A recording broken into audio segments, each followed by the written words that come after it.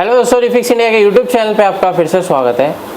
तो दोस्तों, आज की वीडियो में हम बताने वाले हैं आपको कि किस तरीके से हम COG पैनल को रिपेयर कर सकते हैं। काफ़ी सारे पैनल के अंदर गेट लाइन मिसिंग हो जाती है, तो बहुत सारी दिक्कतें हमारे को देखने को मिलती है। कई बार हाफ पिक्चर हो जाती है, स्लो मोशन आ जाता है, या फिर जो है वर्टिकल बार में भी ये पैनल चला जाता है। तो इस पैनल को किस तरीके से हम रिपेयर कर सकते हैं, ये सारी चीज़ें मैं आपको इस वीडियो में बताने वाला हूँ। तो चलिए स्टार्ट करते हैं। सबसे पहले मैं आपको दिखा देता हूँ यहाँ पे जो हमारा पैनल है, और इस पैनल के अंदर जो है COG चिप लगी हुई है। तो अगर आप यहाँ पे देखेंगे, यहाँ पे ग्लास के ऊपर ही इसकी चिप लगी होती है। तो अगर आप यहाँ पे देखेंगे, एक चिप यहाँ पे लगी हुई है और एक चिप यहाँ पे लगी हुई है, तो इसको बोलते हैं चिप ऑन ग्लास। तो ये जो COG पैनल होते हैं, और इसके अंदर क्या होता है कि इसको कई बार जब इसके अंदर गेट लाइन मिसिंग हो जाती है, तो इसके अंदर भी कनेक्शन दिया जा सकता है, लेकिन यहाँ पे सोल्डर नहीं लगता है। इसको हम ACF से चिपका के काम करते हैं इसके अंदर। तो इसके ऊपर भी कभी वीडियो बनाऊंगा इस तरीके का फॉल्ट आएगा तो फिलहाल अभी हम देखते हैं कि हमारे पास जो पैनल है इसके अंदर क्या कंडीशन है। तो इस पैनल के ऊपर मैंने जो है अपना यूनिवर्सल बोर्ड लगा रखा है टेस्टिंग का। तो इसके ऊपर हम टेस्टिंग बोर्ड लगा के अगर हम चेक करते हैं, तो जैसे ही मैं इसको पावर ऑन करूँगा, तो यहाँ पर अगर आप देखेंगे, ये मैंने इसको पावर ऑन किया है। और पावर ऑन करने के बाद अगर हम यहाँ पे देखेंगे तो क्या कंडीशन इसकी है। तो अभी जो फ़िलहाल जो ये पैनल है हमारा नो पिक्चर की कंडीशन में है, यानी कि अभी इसके अंदर कोई भी बार और कोई भी इसके अंदर स्लो मोशन नहीं देखने को मिल रहा है, यानी कि ये डेड कंडीशन में है पैनल। तो फिलहाल इसको रिपेयर कैसे करना है, इसको स्टेप बाय स्टेप हम चेक करते हैं। तो यहाँ पे अगर आप देखेंगे तो मल्टीमीटर को मैंने DC वोल्ट की रेंज पे लगाया। तो DC वोल्ट की रेंज पे लगाने के बाद सबसे पहले इसको हम चेक करेंगे स्टेप बाय स्टेप।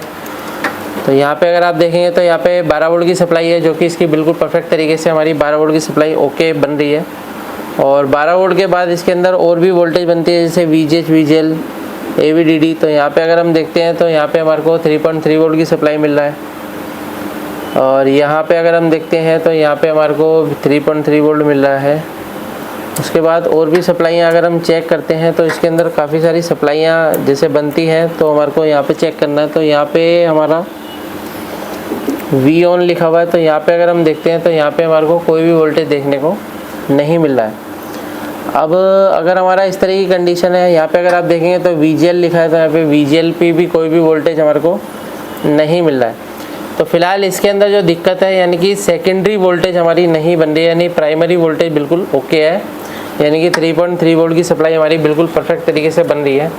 तो अभी इस पैनल को हम चेक करेंगे दूसरी साइड से। काफ़ी पैनल ये रिपेयर होने के लिए आते हैं, काफ़ी बार इसको हम रिपेयर किया है। तो स्टेप बाय स्टेप चेक करेंगे तो आपको फॉल्ट भी पता लगेगा। यहाँ पे हम चेक करते हैं, क्योंकि इसका जो सर्किट है वो पीछे की साइड है, उल्टा सर्किट इसके अंदर बना रखा है, यानी कि PCB में। तो यहाँ पे अगर आप देखेंगे तो इसका DC to DC सर्किट है, टीकॉन IC लगी हुई है इसके अंदर, यहाँ पे जो है रोम IC इसके अंदर लगी हुई है।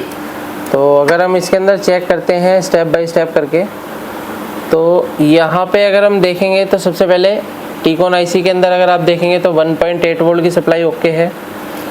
और यहाँ पे देखते हैं तो 3.3 वोल्ट की सप्लाई हमारी, ये 1.2 वोल्ट है, और 3.3 वोल्ट भी इस IC के अंदर जाना चाहिए। तो यहाँ पे अगर आप देखेंगे 3.3 वोल्ट भी ओके इसके अंदर जा रहा है।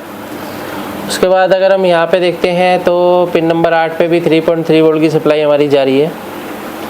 और जब हमारी ये सभी वोल्टेज ओके हो जाएंगी तो हमारा जो DC to DC सर्किट है वो काम करना स्टार्ट करेगा। तो अगर आप यहाँ पे देखेंगे तो यहाँ पे जो वोल्टेज है, हमारा वोल्टेज यहाँ पे बूस्ट होना चाहिए, यानी कि ये हमारा AVDD का सर्किट है। तो अगर आप यहाँ पे देखेंगे तो एक कॉइल लगी हुई है, कॉइल के बाद ये डायोड है। डायोड के जो कैथोड पॉइंट होता है, वहाँ पे अगर वोल्टेज बूस्ट होती है तो इसका मतलब क्या है कि हमारा पैनल के अंदर DC to DC सर्किट काम कर रहा है। लेकिन अगर हम यहाँ पे अभी देख रहे हैं तो यहाँ पे कोई भी वोल्टेज में यानी कि बूस्ट नहीं हो रहा है, यानी कि पैनल हमारा 12 वोल्ट का है, और यही 12 वोल्ट की सप्लाई हमारे डायोड के कैथोड पे मिल रही है, जिसकी वजह से ना तो हमारा VGH बन रहा है, ना ही VGL बन रहा है। तो यहाँ पे क्या होता है कि कई बार क्या होता है, पैनल में शॉर्टिंग हो जाती है, DC to DC circuit short हो जाता है, तब भी इस तरीके की दिक्कत मिलती है। तो फिलहाल अगर हम इसके अंदर शॉर्टिंग चेक करते हैं, तो शॉर्टिंग चेक करने के लिए सबसे पहले मल्टीमीटर को हम सेट कर लेते हैं कंटिन्यूटी पॉइंट पे। कंटिन्यूटी पॉइंट पे चेक करने के बाद अगर हम यहाँ पे देखते हैं तो हमारे पास जितने भी PF लगे हुए हैं, सभी PF को आपको चेक करना है। DC टू DC IC के पास में भी काफ़ी सारे PF लगे होते हैं। अगर आप यहाँ पे देखेंगे तो अभी ये ओके कंडीशन में है। यहाँ पे देखते हैं ये भी ओके कंडीशन में है। तो यहाँ पे क्या है, कोई भी PF जो है आपस में बीप साउंड नहीं देना चाहिए। अगर PF जो है बीप साउंड देता है तो इसका मतलब क्या है, PF शॉर्ट हो सकता है, या फिर PF के जिस IC से भी ये कनेक्टेड है IC भी शॉर्ट होगी, तब भी PF हमारे को शॉर्टिंग दिखाएगा। तो यहाँ पे अगर हम सभी PF को चेक करते हैं तो यहाँ पे अभी हमारे को कोई भी PF जो है वो शॉर्टिंग नहीं मिल रहा है। अभी ये सभी PF ओके हैं हमारे। तो अभी क्या है कि अगर PF ओके है तो अगर हम डायोड को चेक करते हैं, इसके पास में डायोड लगे होते हैं। तो अगर आप यहाँ पे डायोड देखेंगे तो ये डायोड है हमारे को, एक तरफ कोई भी वैल्यू नहीं दिखा रहा है, दूसरी तरफ अगर चेक करते हैं तो ये डायोड हमारे को वैल्यू शो कर रहा है, यानी ये डायोड ओके है। और आगे चेक करते हैं तो यहाँ पे भी हमारा डायोड लगा हुआ है। तो डायोड जो है हमारे को वैल्यू शो करता है 283, कोई शो करता है 260, कोई शो करता है 250। तो इसके आसपास में ही वैल्यू हमारी रहती है डायोड की। तो यहाँ पे अगर हम देख रहे हैं तो हमारे को 283 वैल्यू हमारे को मिल रही है। तो ये डायोड भी हमारा बिल्कुल परफेक्ट है। और एक डायोड हमारा यहाँ पे भी लगा है, ये ट्रांजिस्टर है, ये डायोड है, तो इसको भी चेक कर लेते हैं। तो यहाँ पे देखते हैं इस डायोड पे हमारे को कुछ भी नहीं मिल रहा है दोनों साइड से। तो यहाँ पे आप ये देखेंगे कोई भी हमारे को कुछ भी शो नहीं कर रहा है। यहाँ पे एक तरफ 689 दिखा रहा है, और यहाँ पे अगर हम देखते हैं तो यहाँ पे हमारे को कोई भी वैल्यू नहीं दिखा रहा है। तो कई बार क्या होता है, डायोड ओपन भी हो जाता है, तब भी इस तरीके की दिक्कत आती है। तो फिलहाल अगर हम देखते हैं इस डायोड को रिप्लेस करके देखेंगे, तो यहाँ पे अगर मैं डायोड को रिप्लेस करता हूँ तो कई बार क्या होता है कि डायोड को रिप्लेस करने के बाद ऐसा होता है कि आगे कहीं पे शॉर्टिंग होगी, तब भी हमारा ये डायोड जो है ओपन हो जाता है। तो इसको रिप्लेस करके हम चेक करते हैं। तो दूसरी कोई PCB ले लेते हैं। PCB अगर आप यहाँ पे देखेंगे तो यहाँ पे हमारी PCB है। तो यहाँ से हम क्या है, डायोड को निकालते हैं।